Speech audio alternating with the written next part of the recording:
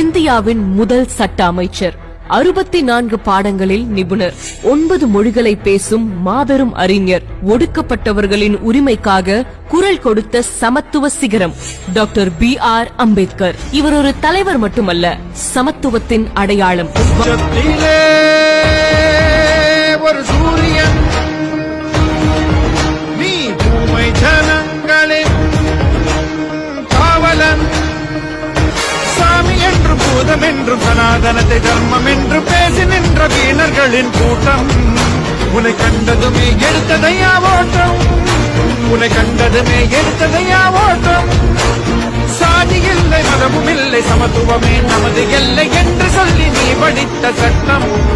அதில் சரிந்ததையா ஆணவத்தின் கொட்டம், அதில் சரிந்ததையா ஆணவத்தின் கொட்டம்.